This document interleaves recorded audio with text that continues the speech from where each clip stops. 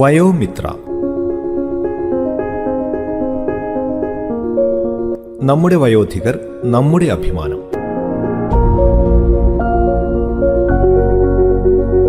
കേന്ദ്ര സാമൂഹ്യനീതി ശാക്തീകരണ മന്ത്രാലയത്തിന്റെ സഹായത്തോടെ കമ്മ്യൂണിറ്റി റേഡിയോ അസോസിയേഷനുമായി സഹകരിച്ച് റേഡിയോ മാറ്റലി തയ്യാറാക്കി അവതരിപ്പിക്കുന്ന പരിപാടി നമ്മുടെ വയോധികർ നമ്മുടെ അഭിമാനം.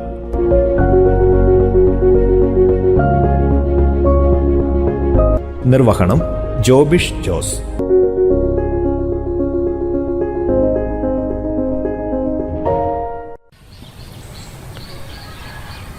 എല്ലാ പ്രിയ ശ്രോതാക്കൾക്കും വയോമിത്രയുടെ പുതിയൊരധ്യായത്തിലേക്ക് സ്വാഗതം. ഇന്ത്യയിലെ 200 സാമൂഹിക റേഡിയോ സ്റ്റേഷനുകളിലൂടെ ഞാൻ ലക്ഷ്മിയും എന്റെ മുത്തശ്ശൻ ഭരതനും നിങ്ങളുടെ വീടുകളിലേക്ക് എത്തുന്നു. വയോധികരെ മാത്രമല്ല, മുഴുവൻ കുടുംബാംഗങ്ങളെയും തേടി. നിങ്ങൾ ഞങ്ങളുടെ എപ്പിസോഡുകൾക്കായി കാത്തിരിക്കുകയാണെന്ന് ഞങ്ങൾ മനസ്സിലാക്കുന്നു. നിങ്ങളുടെ ഫോൺ കോളുകളും മെസ്സേജുകളും ഈ പ്രോഗ്രാമിനോടുള്ള നിങ്ങളുടെ ഇഷ്ടം വെളിപ്പെടുത്തുന്നതാണ്. നാരോകാസ്റ്റിംഗിലൂടെ നിങ്ങളുമായി നേരിട്ട് സംസാരിക്കാൻ എത്തുമ്പോൾ ഈ പരിപാടി നിങ്ങൾ ഹൃദയത്തിൽ സ്വീകരിച്ചു കഴിഞ്ഞതായി ഞങ്ങൾ തിരിച്ചറിയുന്നുണ്ട്. ഇന്ന് ഈ പരിപാടിയുടെ 10ാമത്തെ എപ്പിസോഡാണ് ശ്രോതാക്കൾ കേട്ടുകൊണ്ടിരിക്കുന്നത്. മുത്തശ്ശ, മുൻപത്തെ എപ്പിസോഡുകളിലെ ചില കാര്യങ്ങൾ കൂടി ഓർമ്മിപ്പിച്ചാലോ? പിന്നെ തീർച്ചയായും. ദേശീയ സാമൂഹ്യനീതി ക്ഷേമ മന്ത്രാലയത്തിന്റെ സഹായത്തോടെ അവതരിപ്പിക്കുന്ന പരിപാടിയാണിത്. ഇതിലൂടെ വയോധികർക്കുള്ള കേന്ദ്ര സർക്കാരിന്റെ വിവിധ സ്കീമുകളെയാണ് നമ്മൾ പരിചയപ്പെടുത്തിക്കൊണ്ടിരുന്നത്. അവയോടൊപ്പം വയോധികരെ സംബന്ധിച്ച കൂടുതൽ വിവരങ്ങളും ഉൾപ്പെടുത്തിയിട്ടുണ്ട്. ഉദാഹരണത്തിന്, ഒരു പദ്ധതിയുടെ പേര് ഇന്റഗ്രേറ്റഡ് സീനിയർ സിറ്റിസൺ പ്രോഗ്രാം എന്നാണ്. വയോധികർക്ക് വിവിധ സേവനങ്ങളും സഹായങ്ങളും ഒക്കെ നൽകുന്ന പദ്ധതിയാണിത്. മറ്റൊരു സ്കീം ദേശീയ ഹെൽപ്പ് ലൈൻ നമ്പറാണ് 14567. പ്രശ്നങ്ങൾ നേരിടുമ്പോഴും സഹായങ്ങൾ നിങ്ങൾക്ക് ആവശ്യമുള്ളപ്പോഴും വയോധികർക്ക് വിളിക്കാവുന്ന നമ്പറാണിത് കേട്ടോ. 3ാമത്തെ പരിപാടി വയോധികരെ ശുശ്രൂഷിക്കുന്നതിനുള്ള പരിശീലനമാണ്. അവരുടെ ദൈനംദിന കാര്യങ്ങളൊക്കെ ചെയ്തു കൊടുക്കേണ്ടത് എങ്ങനെയാണെന്ന് പരിചയപ്പെടുത്തി ശുശ്രൂഷകരെ സജ്ജരാക്കാനുള്ള പദ്ധതിയാണിത്. വയോധികരുടെ സാമ്പത്തിക സാമൂഹിക സുരക്ഷ ഉറപ്പാക്കാനുള്ള മറ്റൊരു പദ്ധതിയാണ് senior caring ageing growth engine. 5ാമത്തേത് എന്താണെന്ന് അറിയോ മുത്തശ്ശ? ദേശീയ വയോശ്രീ പദ്ധതി. വയോധികർക്ക് സാമ്പത്തിക സഹായം ഉറപ്പുവരുത്തുന്ന പദ്ധതിയാണിത്. കാഴ്ചയ്ക്ക് പ്രശ്നം നേരിടുന്ന വയോധികർക്ക് വേണ്ടിയുള്ള തിമിര ശസ്ത്രക്രിയയാണ് മറ്റൊന്ന്. ഓ, അത് മുത്തശ്ശന് വേണ്ടി വരൂല്ലേ? വേണ്ട ലക്ഷ്മി, എന്റെ കണ്ണിനിപ്പോ അത്യാവശ്യം കാഴ്ചയൊക്കെ ഉണ്ട് മോളെ. അവസാനത്തേത് എന്തായിരുന്നു മുത്തശ്ശ? Comprehensive nutrition and care for elderly. അതെന്താണെന്ന് ഓർമ്മയുണ്ടോ? മുതിർന്ന പൗരന്മാർക്ക് സമ്പൂർണ്ണ പോഷകവും ആരോഗ്യ സേവനങ്ങളും ലഭ്യമാകുന്നുണ്ട് എന്ന് ഉറപ്പുവരുത്താനുള്ള പദ്ധതി. ഞങ്ങൾ നിങ്ങളോട് പറഞ്ഞു വന്നത് നിങ്ങളുടെ വീട്ടിലെ ഓരോരുത്തർക്കും ആവശ്യമായ അറിവും വിനോദവും ലഭിക്കാൻ റേഡിയോ തുടർന്നും കേട്ടുകൊണ്ടിരിക്കണം എന്നാണ്.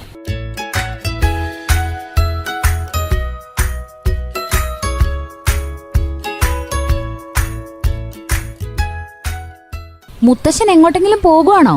ഏയ് അല്ല ലക്ഷ്മി, എങ്ങോട്ട് പോകാൻ? അതെന്താ അങ്ങനെ? എങ്ങോട്ടെങ്കിലും പോകുന്നേ? എങ്ങോട്ടെങ്കിലുമോ? എങ്ങോട്ട് പോകാനാ നീ പറയുന്നേ? എങ്ങോട്ടെങ്കിലും. എങ്ങോട്ടെങ്കിലും എന്ന് പറഞ്ഞാ നീ എന്താ ഉദ്ദേശിക്കുന്നത്? എങ്ങോട്ടെങ്കിലും എന്ന് പറഞ്ഞാ എന്താന്ന് മുത്തച്ഛൻ അറിയില്ലേ? എങ്ങോട്ടെങ്കിലും. എന്താ നിനക്ക് പറ്റിയേ? മുത്തശ്ശൻ എങ്ങോട്ടെങ്കിലും പോയാൽ എന്താന്ന്? ഞാൻ എങ്ങോട്ട് പോകാനാ? മുത്തശ്ശൻ എവിടെയെങ്കിലും പോയേ പറ്റൂ. ഈ പ്രായത്തിൽ ആശുപത്രിയിൽ പോകാൻ എനിക്ക് പറ്റൂ. വേറെവിടെ പോകാനാ? എന്നാ ശരി, നമുക്ക് ആദ്യം ആശുപത്രിയിൽ പോവാം, എന്നിട്ട് എങ്ങോട്ടെങ്കിലും പോകാം. ഓ, പിന്നെയും എങ്ങോട്ടെങ്കിലും? എന്താ നിന്റെ മനസ്സിൽ? തുറന്നു പറ എന്നോട്. അതോ മുത്തശ്ശ, മുത്തച്ഛൻ എവിടെയെങ്കിലും പോയിട്ട് കുറേ കാലമായില്ലേ, അതുകൊണ്ട് എവിടെയെങ്കിലും പോ. എവിടെയും പോ, എവിടെയും പോ. എന്താ ഇത്? നിനക്കിപ്പോ എന്നെ ഇവിടുന്ന് പറഞ്ഞു വിടണം അല്ലേ? അതെ, എനിക്ക് മുത്തശ്ശനെ പറഞ്ഞു വിടണം. എന്താ ലക്ഷ്മി നിനക്കിന്ന് പറ്റിയത്? നിന്റെ മുത്തശ്ശനെ നിനക്ക് വീട്ടിൽ നിന്ന് പുറത്താക്കാനുള്ള പരിപാടിയാണോ? അങ്ങനെയും പറയാം. മുത്തശ്ശനെ പറഞ്ഞുവിടാൻ ഞാൻ പ്ലാൻ ചെയ്ത് കഴിഞ്ഞു. മോളെ ലക്ഷ്മി. എന്താ മുത്തശ്ശ? ഇനിയെങ്കിലും നീ തെളിച്ച് പറ, ഇല്ലെങ്കിൽ എനിക്ക് വല്ല ഹാർട്ട് അറ്റാക്കും വരും. അതിനും നീ ഉത്തരവാദിയാവും കേട്ടോ. അയ്യോ, ഒരു ദുരുദ്ദേശവും ഇല്ല മുത്തശ്ശ. ഇനി സസ്പെൻസ് അവസാനിപ്പിച്ചേക്കാം. കഴിഞ്ഞ ദിവസേ നമ്മളൊരു പഴയ ആൽബം മറിച്ചു നോക്കിയില്ലേ? നോക്കി. എന്നെ ഇവിടുന്ന് പറഞ്ഞു വിടാൻ എന്താ നീ അത് കണ്ടത്? ആ ഫോട്ടോയൊക്കെ കണ്ടിട്ടേ മുത്തശ്ശന്റെ മനസ്സിൽ ഒന്നും തോന്നിയില്ല? ഏത് ഫോട്ടോകളാ? മുത്തശ്ശന്റെ കൂട്ടുകാരുടെയൊക്കെ കൂടെ കറങ്ങി നടക്കുന്ന ഫോട്ടോകളെ. ഓ, അതാണോ? അതൊക്കെ ഒരു രസമായിരുന്നു മോളെ.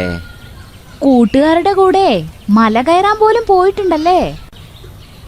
അതൊക്കെ യുവത്വത്തിന്റെ ഒരു ഹരമായിരുന്നില്ലേ കുട്ടി? പിന്നെന്താ മുത്തശ്ശ ഇപ്പൊ അതൊന്നും ചെയ്യാത്തത്?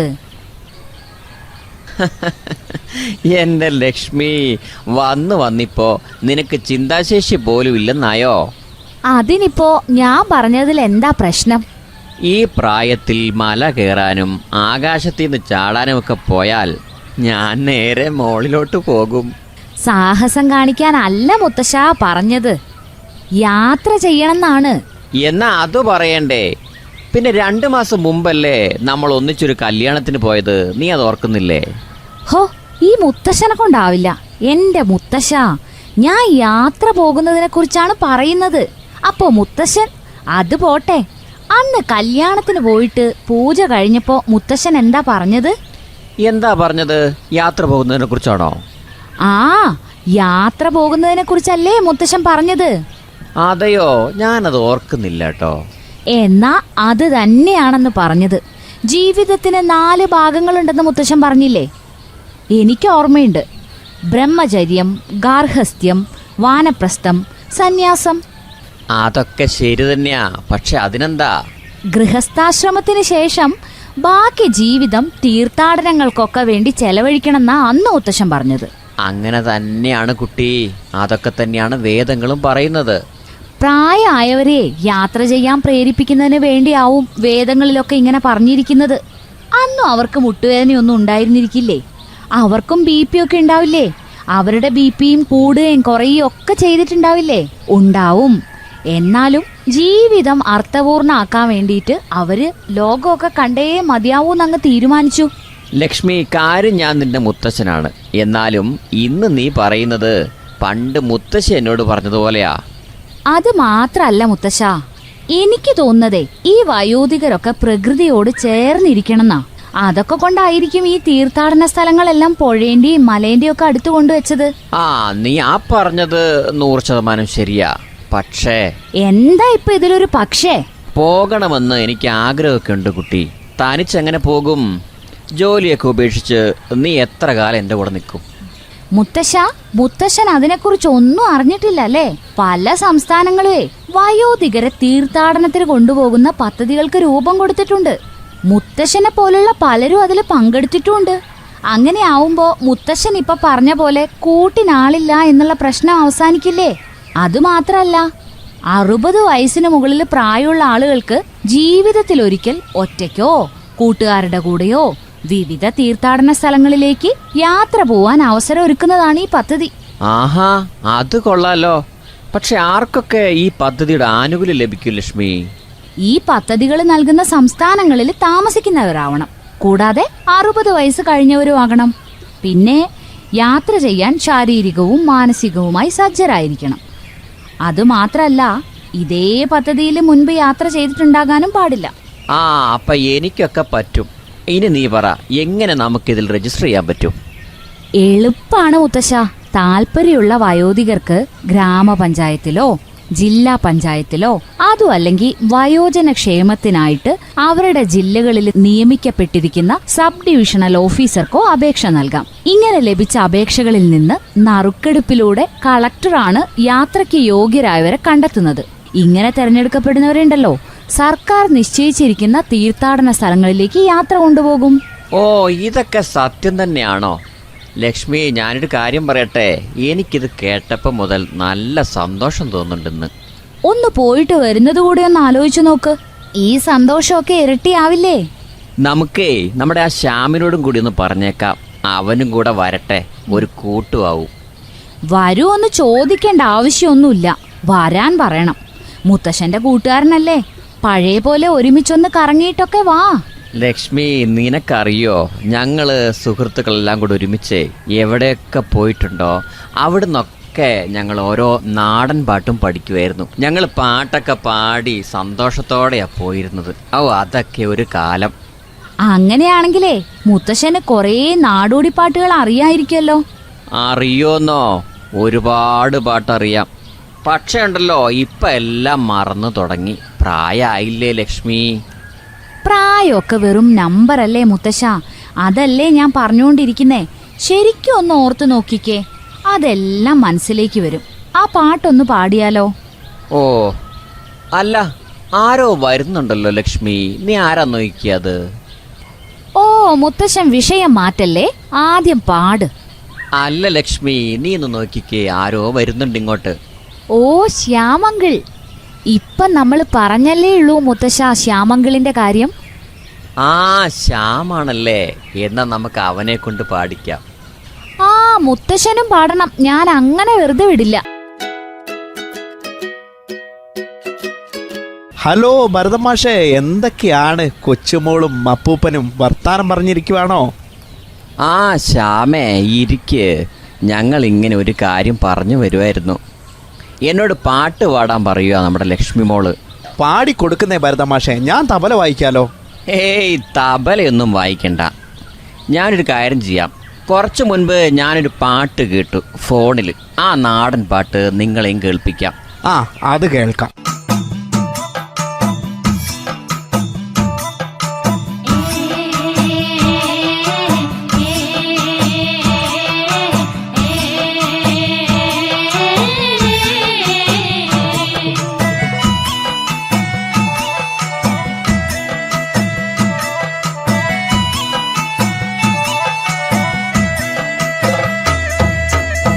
കാതം വഴി നടന്ന് അമ്മയിലും കൊണ്ട് ഏൻ വരുമ്പം ഊരടയ്ക്കാം മൂടുവെട്ടി തണ്ണിതായോ നാത്തുനാരെ. ഊരടയ്ക്കാം മൂടുവെട്ടി തണ്ണിതായോ നാത്തുനാരെ. ഒരു കാതം വഴി നടന്ന് അമ്മയിലും കൊണ്ട് ഏൻ വരുമ്പം ഊരടയ്ക്കാം മൂടുവെട്ടി തണ്ണിതായോ നാത്തുനാരെ. ഊരടയ്ക്കാം മൂടുവെട്ടി തണ്ണിതായോ നാത്തുനാരെ. അമ്മയിലും കൊണ്ട് ഏൻ വരുമ്പം ഊരടയ്ക്കാം മൂടുവെട്ടി തണ്ണിതായോ നാത്തുനാരെ. ഊരടയ്ക്കാം മൂടുവെട്ടി തണ്ണിതായോ നാത്തുനാരെ. ഒരാനക്കെടുപ്പത് പൊന്നുതരാം, പൊന്നിക്ക വെട്ടക പൂട്ടിത്തരാം, കൂട്ടാത്ത കൊലൊളിച്ചു തരാം, പെണ്ണിനെ തരുകോടി നാത്തുനാരെ.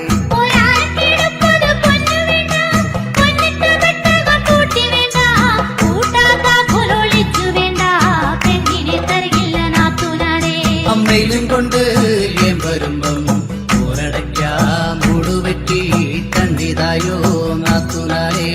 ഊരടയ്ക്കാം മൂടുവെട്ടി തണ്ണിതായോ നാത്തുനാരെ. രണ്ടാനക്കെടുപ്പത് പൊന്നുതരാം, പൊന്നിട്ട വെട്ടക പൂട്ടിത്തരാം, കൂട്ടാത്ത കൊലൊളിച്ചു തരാം, പെണ്ണിനെ തരുകോടി നാത്തുനാരെ.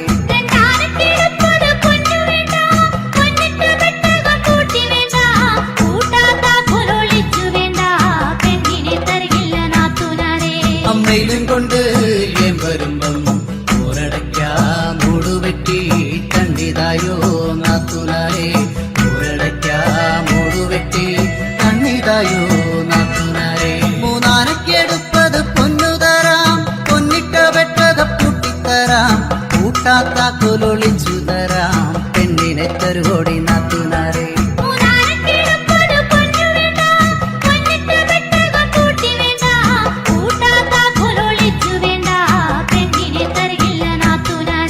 അമ്മയിലും കൊണ്ട് ഏൻ വരുമ്പം ഊരടയ്ക്കാം മൂടുവെട്ടി തണ്ണിതായോ നാത്തുനാരെ. ഊരടയ്ക്കാം മൂടുവെട്ടി തണ്ണിതായോ നാത്തുനാരെ. നാലാനക്കെടുപ്പത് പൊന്നുതരാം, പൊന്നിട്ട വെട്ടക പൂട്ടിത്തരാം, കൂട്ടാത്ത കൊലൊളിച്ചു തരാം, പെണ്ണിനെ തരുകോടി നാത്തുനാരെ.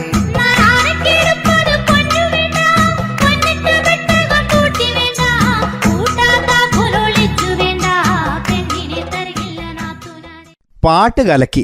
എന്തായാലും ഭരത, നീ ഇത് മൊബൈലിൽ കേൾപ്പിക്കാന്ന് പറഞ്ഞ ആ തീരുമാനം അത് നന്നായി. ഇല്ലെങ്കിൽ ഏതൊക്കെ രീതിയിൽ ഞങ്ങൾ ഇത് കേൾക്കേണ്ട വന്നേനെ. അതെ അതെ, നീ ഇപ്പം മേശയിൽ കൊട്ടിയില്ലേ, അതുപോലെ കൊളായിട്ട് കേൾക്കേണ്ടി വന്നേനെ. പരസ്പരം കളിയാക്കുന്നതിൽ നിങ്ങൾ രണ്ടാളും ഒട്ടും മോശമല്ല. പക്ഷെ സത്യം പറഞ്ഞാ നിങ്ങൾ രണ്ടാളും നന്നായിട്ട് പാടുകയും കൊട്ടുകയും ഒക്കെ ചെയ്യുന്നുണ്ട് കേട്ടോ. അല്ല ലക്ഷ്മി, നിനക്കൊരു കാര്യം അറിയാവോ? നിന്റെ മുത്തശ്ശനുണ്ടല്ലോ, അതായത് ഈ ഭരതന് പാട്ട് പാടാൻ വലിയ ഇഷ്ടമാണ്. ഈ ചെങ്ങാതിൻ്റെ പാട്ട് കേട്ട് ഞാൻ മടുത്തിരുന്നിട്ടുണ്ട്. പക്ഷെ എൻ്റെ ലച്ചൂട്ടി, നിന്റെ മുത്തച്ഛൻ ഒരിക്കലും പാടി മടുത്തിട്ടില്ല. അല്ല ശ്യാമേ, നിനക്ക് കഥ പറയാൻ നല്ല വിരുദായിരുന്നല്ലോ. നീ പൂമ്പാറ്റകളെക്കുറിച്ചൊക്കെ പണ്ട് പറഞ്ഞ കഥയില്ലേ, അതൊക്കെ അന്ന് ഞങ്ങൾ കേട്ട് അത്ഭുതത്തോടെ ഇരുന്നിട്ടുണ്ട്. നമ്മളന്ന് എല്ലാവരും കൂടെ ഒരുമിച്ച് കൂടുന്നതൊക്കെ എന്ത് രസമായിരുന്നു. ഇപ്പം അതൊക്കെ ഇല്ലാതായിക്കൊണ്ടിരിക്കുകയല്ലേ ഭരത? അല്ല ശ്യാമങ്കളെ, ഇതൊക്കെ ഇല്ലാതായി തുടങ്ങിയെങ്കിലേ നിങ്ങൾ എന്തുകൊണ്ടാ അതിനെ വീണ്ടെടുക്കാൻ ശ്രമിക്കാത്തത്? അതൊന്ന് പറഞ്ഞേ. ശരിയാ ലക്ഷ്മി, ഈ ജീവിതത്തിൻ്റെ കടിഞ്ഞാണേ ഉപേക്ഷിക്കേണ്ട സമയമായി എന്ന് എനിക്കും തോന്നുന്നുണ്ട്. എന്താണ് നമ്മൾ മുറുകെ പിടിക്കേണ്ടതെന്നും എന്താണ് ഉപേക്ഷിക്കേണ്ടതെന്നും എനിക്ക് സത്യം പറഞ്ഞാൽ മനസ്സിലാകുന്നില്ല. ഇപ്പം മുത്തശ്ശൻ പറഞ്ഞല്ലോ ജീവിതത്തിന്റെ കടിഞ്ഞാണെന്ന്. ഈ ജീവിതത്തിന്റെ കടിഞ്ഞാൺ നമ്മളെ കയ്യിലുള്ളിടത്തോളം കാലം എല്ലാ ഹോബികളും ആഗ്രഹങ്ങളും ഒക്കെ നമ്മൾ മുറുകെ പിടിക്കുക തന്നെ വേണം. ഓ, എന്തൊരു ബുദ്ധിയായി ലക്ഷ്മിക്കുട്ടിക്ക്. എൻ്റെ കുട്ടി വളരെ പക്വതയോടെ സംസാരിക്കുന്നുണ്ട് കേട്ടോ ഭരത. അത് ശരിയാ ശ്യാമേ, ഇന്ന് രാവിലെ മുതലേ ഇവൾക്കെന്തോ പറ്റിയിട്ടുണ്ട്. രാവിലെ മുഴുവൻ ഇവൾ യാത്രകളെക്കുറിച്ചായിരുന്നു സംസാരം. പിന്നെ ഈ ആഗ്രഹങ്ങളുണ്ടല്ലോ, അതെല്ലാം സാധിക്കുന്നതിനെ കുറിച്ചൊക്കെ. മുത്തശ്ശൻ ഇപ്പൊ കേൾപ്പിച്ച പാട്ടേ ശ്യാമങ്കൾ ആസ്വദിച്ചില്ലേ? നല്ല രസായിരുന്നില്ലേ? ഇതുപോലെ എന്നും നിങ്ങളുടെ ആഗ്രഹങ്ങൾക്കനുസരിച്ച് ജീവിക്കുകയും സന്തോഷിക്കുകയും ഒക്കെ ചെയ്യുന്നതിന് എന്തിനാ മടിക്കുന്നതെന്നാണ് എൻ്റെ ചോദ്യം. ഓ ഭരത, നിന്റെ മക്കൾ നിന്റെ മനസ്സ് വായിച്ചെടുക്കുന്നുണ്ട് കേട്ടോ. നിന്റെ ഇഷ്ടങ്ങൾക്കനുസരിച്ച് എത്ര മനോഹരമായിട്ടാണ് ഈ ലക്ഷ്മിക്കുട്ടി ഈ വീടും അതിൻ്റെ സാഹചര്യങ്ങളും അടുക്കും ചിട്ടയോടും കൂടി ക്രമീകരിച്ചിട്ടുള്ളത്. ഇതിൻ്റെ മുഴുവൻ ക്രെഡിറ്റും ലക്ഷ്മി മോൾക്കുള്ളത് തന്നെയാ. ശ്യാമങ്കളെ, വയോധികർക്ക് കൂടി അനുകൂലമായിട്ടുള്ള അന്തരീക്ഷം വീടുകളിൽ ഉണ്ടാക്കുക എന്നുള്ളത് ഞങ്ങളുടെ ഉത്തരവാദിത്തമല്ലേ? ഓ, വയോജനങ്ങൾക്ക് അനുകൂലമായ അന്തരീക്ഷോ? അതെന്താ അത്? അതോ, അനുകൂലമായ അന്തരീക്ഷം എന്ന് വെച്ചാൽ വയോധികർക്ക് അവരുടെ ആശയങ്ങൾ പങ്കുവെക്കാൻ കഴിയണം. അതുപോലെ അവരുടെ അനുദിന കാര്യങ്ങൾ സ്വതന്ത്രമായി ചർച്ച ചെയ്യാനും സാധിക്കണം. അങ്ങനെ ഒരു അന്തരീക്ഷം വീട്ടിലുണ്ടാവണം. അതെ, അവരുടെ ആഗ്രഹങ്ങൾ നിറവേറ്റാനും. ഇത് കേട്ടപ്പോ എനിക്കൊരു കഥ ഓർമ്മ വരുന്നുണ്ട്. അത് പറ, ഞങ്ങൾ കേൾക്കട്ടെ.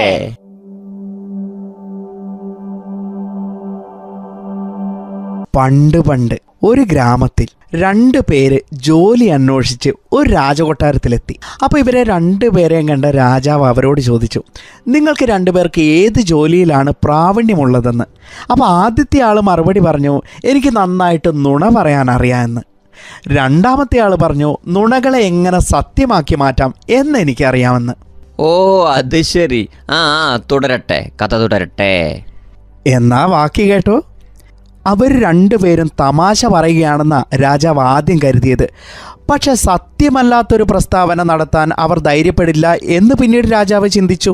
അതുകൊണ്ട് രാജാവ് അവരെ പരീക്ഷിക്കാൻ തന്നെ തീരുമാനിച്ചു. രാജാവ് എന്നിട്ട് അവരോട് പറഞ്ഞു, ശരി, നിങ്ങൾ 2 പേരും നിങ്ങളുടെ കഴിവ് തെളിയിക്കുക. പക്ഷേ നിങ്ങൾ പറയുന്ന നുണ സത്യമായി മാറിയില്ലെങ്കിൽ നിങ്ങളെ 2 പേരെയും കാത്തിരിക്കുന്നത് വധശിക്ഷയാണ്, അത് മറക്കരുതെന്ന്. ആഹാ, എന്നിട്ടോ? രാജാവിൻ്റെ കൽപ്പന 2 പേരും സമ്മതിച്ചു. ആദ്യത്തെ ആൾ നുണ പറയാൻ തുടങ്ങി. ഇങ്ങനെയാണത്. ഒരിക്കൽ 400 ഒട്ടകങ്ങൾ ഒരു കാട്ടുപാതയിലൂടെ നടക്കുകയായിരുന്നു. പെട്ടെന്ന് മഴ പെയ്തു. വലിയ കാട്ടുതീ പടർന്നു. എല്ലാ ഒട്ടകങ്ങളും ചത്തു വീണു. ഇത് കേട്ട് രാജസദസ്സിലുള്ള എല്ലാവരും അത്ഭുതപ്പെട്ടു. അതൊരു നുണയാണ്. കാരണം വെള്ളം ഒരിക്കലും തീ പടർത്തില്ല. അവർ ഒരേ സ്വരത്തിൽ പറഞ്ഞു. അപ്പോഴതാ രണ്ടാമത്തെ ആൾക്ക് ഈ നുണയെ സത്യമാക്കി മാറ്റാനുള്ള അവസരം വന്നു. അയാൾ പറഞ്ഞു, മഹാരാജാവേ, എൻ്റെ സുഹൃത്ത് പറഞ്ഞത് പൂർണ്ണമായും സത്യമാണ്.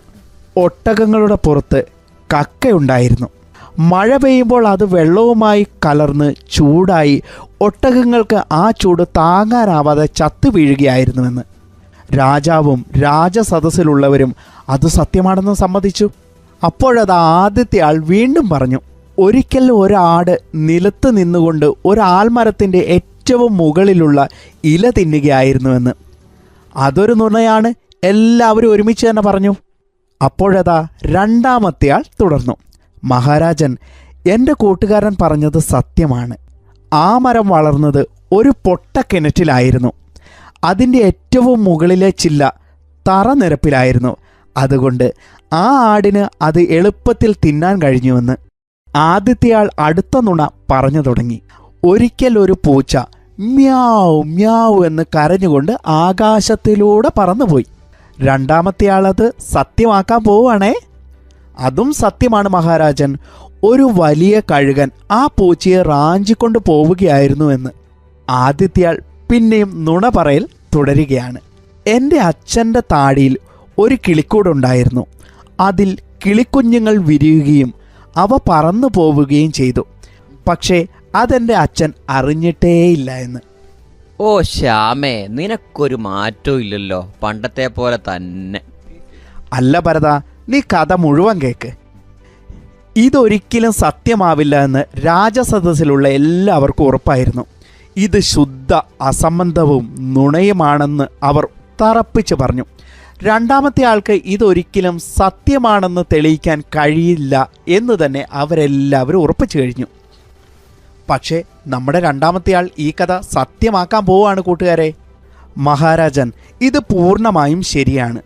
ശരിക്കും എൻ്റെ അച്ഛൻ്റെ താടി വളരെ നീളമുള്ളതാണ്. അദ്ദേഹത്തിൻ്റെ നെഞ്ച് വരെ അത് എത്തിയിരിക്കുന്നു. ഒരു ബാർബർ അത് മുറിച്ച് അയാളുടെ കടയുടെ പിന്നിൽ വലിച്ചെറിഞ്ഞു. അതിൽ പിന്നീട് ഒരു കിളി കൂടുകൂട്ടി. എന്നാൽ എൻ്റെ അച്ഛൻ ഒരുപാട് ദൂരെയായിരുന്നു താമസിച്ചുകൊണ്ടിരുന്നത്. അതുകൊണ്ട് ഇങ്ങനെയൊരു കാര്യം നടക്കുന്നത് എൻ്റെ അച്ഛൻ അറിഞ്ഞിട്ടേയില്ല. ഇത് കേട്ട് രാജാവ് വളരെ സന്തോഷവാനായി. അദ്ദേഹം പറഞ്ഞു, ആളുകളെ രസിപ്പിക്കുവാനുള്ള നിങ്ങളുടെ കഴിവ് വളരെ മികച്ചതാണ്. അതുകൊണ്ട് രാജസദസ്സിൽ നിങ്ങൾ 2 പേർക്കും ഞാൻ ജോലി നൽകുമെന്ന്. എന്ന് വെച്ചാൽ ഈ കഥയിൽ നിന്ന് ഞാൻ നിങ്ങളോട് എന്താണ് പറയുന്നതെന്ന് മനസ്സിലായോ? ശ്യാമങ്കിള് എന്നെ പറ. ശരിക്കും പറയുകയാണെങ്കിൽ ഓരോ കഴിവുകൾക്കും ഓരോ ഉപയോഗങ്ങളും ഉണ്ട്. ഏതെങ്കിലുമൊക്കെ ഒരു സമയത്ത് ആ കഴിവുകൾ നമുക്ക് ഉപയോഗപ്രദമായിട്ട് വരിക തന്നെ ചെയ്യും. ഇനി പറ, ഇത്രോ നേരം കഥ കേട്ടിട്ട് നിങ്ങൾക്കിതിൽ നിന്ന് എന്താണ് മനസ്സിലായിട്ടുള്ളത്? കാര്യം പറയാലോ ശ്യാമങ്കിളെ, കഥയൊക്കെ വളരെ നല്ലതാണ്. പക്ഷേ നുണ പറയുന്ന കഴിവ് അത്ര നല്ലതായിട്ട് എനിക്ക് തോന്നുന്നില്ല. അല്ല ലക്ഷ്മി, ഞാനിതൊരു ചുമ്മാ ഒരു രസത്തിന് പറഞ്ഞ കഥയല്ലേ. പക്ഷേ ഞാൻ കഥ പറഞ്ഞതിൻ്റെ ലക്ഷ്യം എന്താണെന്ന് ചോദിച്ചാൽ, നമ്മുടെ ഉള്ളിൽ മറഞ്ഞിരിക്കുന്ന പല കഴിവുകളുമുണ്ട്. അതൊക്കെ നമ്മൾ ഫലപ്രദമായ സമയത്ത് ഉപയോഗപ്പെടുത്തണമെന്നാണ് ഞാൻ പറഞ്ഞത്. അപ്പറഞ്ഞത് ശരിയാണ്. ഒരായുഷ്കാലം മുഴുവൻ നീളുന്ന പഠനത്തിനും ജോലികൾക്കും കഠിനാധ്വാനത്തിനുമൊക്കെ ശേഷം 60 വയസ്സൊക്കെ കഴിഞ്ഞാണ് അല്പം വിശ്രമ സമയം ലഭിക്കുന്നത്. ആ സമയത്തെ ഇത്തരം കഴിവുകളെ ഉപയോഗപ്പെടുത്താനും ആഗ്രഹങ്ങൾ പൂർത്തീകരിക്കാനും ഒക്കെ കഴിയും. ലക്ഷ്മി വീണ്ടും കാര്യത്തിലേക്ക് വന്നല്ലോ. പക്ഷെ ലക്ഷ്മി പറഞ്ഞ കാര്യം ശരിയാ. കഴിഞ്ഞ ദിവസേ നമ്മുടെ രാമുവിൻ്റെ അമ്മ മുറ്റത്തിരുന്നേ വളരെ രസകരമായ ഒരു കാര്യം ചെയ്യുന്നത് ഞാൻ കണ്ടു. രസകരമായതോ? അതെന്താണ്, ഒന്ന് പറഞ്ഞേ. നിനക്കറിയാലോ ലക്ഷ്മി, രാമുവും കുടുംബവും ചന്ദനത്തിരി ഉണ്ടാക്കുന്ന ആളുകളാന്ന്. അവരിങ്ങനെ ചന്ദനത്തിരി ഉണ്ടാക്കുന്നതിനിടയ്ക്ക് ആ ഉണങ്ങിയ പൂക്കളൊക്കെ എടുത്ത് ആ പൂക്കളെ നോക്കി അവർ പറയാണ്, മറ്റുള്ളവരെ ഈ ഉണങ്ങിയ പൂക്കളെ പോലെയാണ് ഞങ്ങളെപ്പോലുള്ളവരെ കാണുന്നതെന്ന്. നമ്മൾ തന്നെ നമ്മളെ പ്രാധാന്യമുള്ളവരായി നിലനിർത്തണം. അത് നമ്മുടെ ഉത്തരവാദിത്തമല്ലേ? ഇനി നമുക്ക് ഈ പരിപാടിയിൽ ഒരു മുത്തശ്ശന്റെ ഹോബികളെക്കുറിച്ച് കേട്ടാലോ?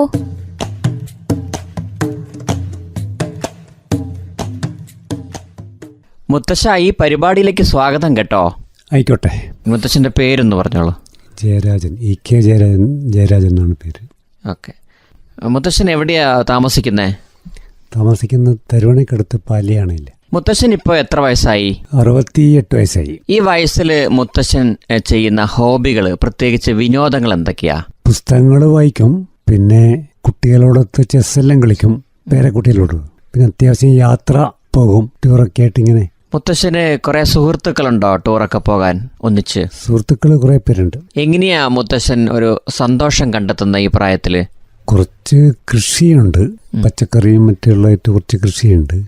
പിന്നെ വെള്ളമുണ്ടായി തന്നെ വെറ്ററൻസ് അസോസിയേഷൻ എന്ന് പറഞ്ഞൊരു സംഘടനയുണ്ട്, റിട്ടയർ ചെയ്ത ഒരു 50 പേരുടെ സംഘടന. അവരുടെയും പ്രധാന പരിപാടികളിലൊന്ന് ടൂറാണ്.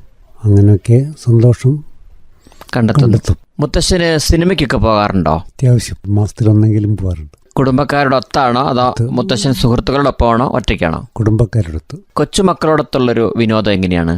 ചെസ്സെല്ലാം കളിക്കും. പിന്നെ അവരെ ഏത് കളിക്കും ഞാനും കൂടി കൊടുക്കാറുണ്ട്, ആഹാ, പന്ത് കളിക്കാനടക്കം. അവരോടൊത്തുള്ളൊരു വിനോദം മുത്തശ്ശൻ ഒത്തിരി എൻജോയ് ചെയ്യുന്നുണ്ടല്ലേ? ഏറ്റവും സന്തോഷപ്രദമാണ്. ചെസ്സ് കളിക്കുമ്പം മുത്തശ്ശൻ ജയിക്കുവോ അതോ കുട്ടികൾ ജയിക്കുവോ? മിക്കവാറും ഞാനാണ് ജയിക്കുക, ഇടയ്ക്ക് അവർ ജയിക്കാറുണ്ട്. അവരെയും ഇടയ്ക്കൊക്കെ ജയിപ്പിച്ചാലല്ലേ തുടർന്നും കളിക്കാൻ ആളെ കിട്ടുള്ളൂ അല്ലേ? അല്ല, ജയിപ്പിക്കുന്നതല്ല, അല്ലാതെ തന്നെ ജയിക്കാറുണ്ട് അവർ. ജയിക്കാറുണ്ട്. ഓക്കെ. ഈ സമയത്ത് കഴിക്കാൻ പറ്റുന്ന ഇഷ്ടപ്പെട്ട ആഹാരം എന്താ മുത്തശ്ശന്? ഞാൻ ഫ്രൂട്ട്സാണ് എനിക്ക് കൂടുതൽ ഇഷ്ടം. പഴങ്ങളും പച്ചക്കറിയും ഒക്കെ ധാരാളം കഴിക്കും അല്ലേ? കഴിക്കാറുണ്ട്. പച്ചക്കറി കൃഷി ചെയ്യുന്നുണ്ട് മുത്തശ്ശൻ ഈ പ്രായത്തിലും? കുറച്ചൊക്കെ ഉണ്ട്. ഏതൊക്കെ പച്ചക്കറി കൃഷിയാ ചെയ്യുന്നത്? തക്കാളി, കോവയ്ക്ക, പയറ്, വെണ്ട തുടങ്ങിയവ ചെയ്യുന്നുണ്ട്. അപ്പം നമ്മൾ വളയിടുകയും അത് നനയ്ക്കുകയൊക്കെ മുത്തശ്ശനാണോ ചെയ്യുന്നത്? ഏതാണ്ട് ഞാൻ തന്നെ ചെയ്യും. പിന്നെ വീട്ടുകാരും സഹായിക്കും. പിന്നെ ജൈവമാണ്, ഞങ്ങൾ ജീവാമൃതം എന്നുള്ളൊരു ഉപയോഗിച്ചുകൊണ്ടാണ് ചെയ്യുന്നത്. അപ്പോൾ ഈ ചെടികൾ വളർന്നു വരികയും അത് കായുണ്ടാകുകയൊക്കെ ചെയ്യുമ്പം മുത്തശ്ശന് ഒത്തിരി സന്തോഷമാവും കാണുമ്പോൾ അല്ലേ? എന്തായാലും ഉണ്ടാവുമല്ലോ. അതെ. അപ്പോൾ ഈ കുട്ടികളോടൊത്തുള്ള വിനോദവും പ്രത്യേകിച്ച് പച്ചക്കറിയൊക്കെ നടുമ്പോഴുള്ള സന്തോഷവും ഒക്കെയാണ് ഈ സമയത്തും ജീവിതത്തിനെ സന്തോഷപ്രദമാക്കുന്നത് അല്ലേ? അതെ. അതോടൊപ്പം ഞാനൊരു മൾബറി കൃഷി കൂടി ചെയ്യുന്നുണ്ട്. ഇപ്പോൾ അത് ചെയ്തുകൊണ്ടിരിക്കുക. എത്ര സ്ഥലത്ത് കൃഷി ചെയ്യുന്നുണ്ട് മൾബറി? 1 ഏക്കർ. ആഹാ. 8 പ്രാവശ്യം വിളവെടുത്തു. ഇപ്പോൾ 9ാമത്തെ പ്രാവശ്യം വിളവെടുത്തു. അത് ശരി. ഇതൊക്കെ പണിക്കാരെ ഉപയോഗിച്ചാണോ? പണിക്കാർ വേണം. പണിക്കാരാണ്. ആദ്യത്തെ 2-3 സ്റ്റേജിൽ പണിക്കാർ വേണമെന്നില്ല, പിന്നെ അവർ വേണം. ഓക്കെ. ഒത്തിരി മാർഗങ്ങളിലൂടെ മുത്തശ്ശൻ ആനന്ദം കണ്ടെത്തുന്നുണ്ട് എന്ന് പറയാം. കൃഷിയുണ്ട്, കൃഷി വലിയ തോതിലുണ്ട്, ചെറിയ തോതിലുണ്ട്. കൊച്ചുമക്കളോടുള്ള കളി, വിനോദയാത്രകൾ, സിനിമയ്ക്ക് പോകൽ അല്ലേ? മറ്റെന്തൊക്കെ വിനോദങ്ങളുണ്ട്? പെയിൻ ആൻഡ് പാലിയേറ്റീവിന്റെ പ്രവർത്തനം കൂടിയുണ്ട്. അങ്ങനെ അവിടുത്തെ വാർഡിന്റെ കൺവീനറാണ്. അപ്പം അതിന്റെ പ്രവർത്തനം എപ്പോഴും സന്തോഷം തരുന്നൊരു കാര്യം. വീടിന് പുറത്തുള്ള പ്രത്യേകിച്ച് മുത്തശ്ശന്റെ കൂട്ടുകാരുടെ ഒപ്പമുള്ള ജീവിതം എങ്ങനെയുണ്ട് പറയാൻ? വൈകുന്നേരങ്ങളിൽ നടക്കാനൊക്കെ പോകാറുണ്ടോ? വൈകുന്നേരം ഇല്ല, രാവിലെ കുറച്ച് നടക്കാറുണ്ട്. ഇപ്പോൾ ഒരു വ്യായാമത്തിന്റെ ഭാഗമായിട്ട്. തൊട്ടടുത്ത കടകളിൽ പോയിരുന്ന് ചായ കുടിക്കാറോ പത്രം വായിക്കാറോ അവിടെയുള്ള ആളുകളോടൊക്കെ സംസാരിക്കാറോ ഒക്കെ ഉണ്ടോ? അത് ഇപ്പം കുറവാണ്. പുസ്തക വായന പറഞ്ഞിരുന്നല്ലോ അല്ലേ? ഇപ്പൊ കുടുംബജീവിതമൊക്കെ എങ്ങനെയുണ്ട്? സന്തോഷപ്രദമാണോ? സന്തോഷമായിട്ട് പോകും. ഓക്കെ. എന്തായാലും സന്തോഷമായിട്ടിരിക്കണം. വയോജനങ്ങൾക്ക് വേണ്ടി സർക്കാരിൻ്റെ ഭാഗത്തുനിന്ന്, കേന്ദ്ര സർക്കാരിൻ്റെ ഭാഗത്തുനിന്ന് ധാരാളം ആകർഷകമായ പദ്ധതികളുണ്ട്. എന്തായാലും വളരെയധികം നന്ദി സംസാരിച്ചതിന്. Okay, thank you. ഓക്കെ.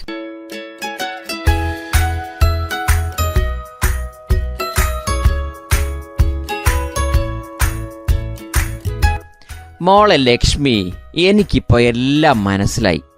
നമുക്കേ ഇനി വൈകാതെ ഒരു യാത്രയ്ക്ക് ഒരുങ്ങാം. നമുക്ക് പോകാൻ പറ്റാത്ത ഒരുപാട് സ്ഥലങ്ങളുണ്ട്. ആദ്യം നമുക്ക് പോകാൻ പറ്റുന്ന സ്ഥലങ്ങൾ എവിടെയാണെന്നൊക്കെ ഒന്ന് പറ. ഇല്ല ശ്യാമേ, നമുക്ക് എല്ലായിടത്തും പോകാം. അതുകൊണ്ട് നീ ഏത് സ്ഥലവും പറഞ്ഞോ. മുത്തശ്ശൻ പറഞ്ഞതാണ് അതിന്റെ ശരി.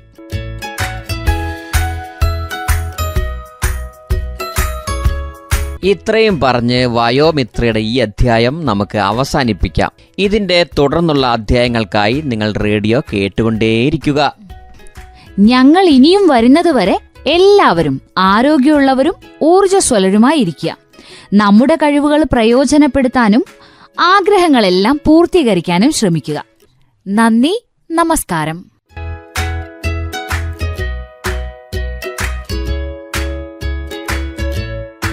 ശ്രോതാക്കൾ കേട്ടത് വയോമിത്ര, നമ്മുടെ വയോധികർ നമ്മുടെ അഭിമാനം. ഭാഗം 10. ശീലങ്ങൾ, യാത്രകൾ, അവധി സമയ വിനോദങ്ങൾ.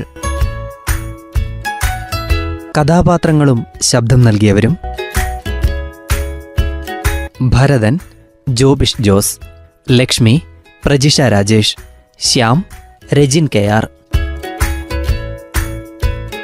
തയ്യാറാക്കിയത് റേഡിയോ മാറ്റലി.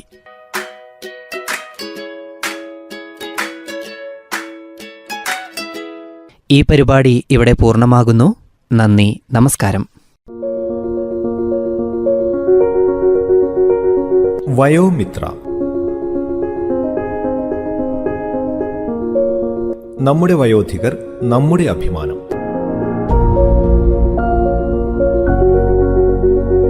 കേന്ദ്ര സാമൂഹ്യനീതി ശാക്തീകരണ മന്ത്രാലയത്തിന്റെ സഹായത്തോടെ കമ്മ്യൂണിറ്റി റേഡിയോ അസോസിയേഷനുമായി സഹകരിച്ച് റേഡിയോ മാറ്റലി തയ്യാറാക്കി അവതരിപ്പിക്കുന്ന പരിപാടി നമ്മുടെ വയോധികർ നമ്മുടെ അഭിമാനം.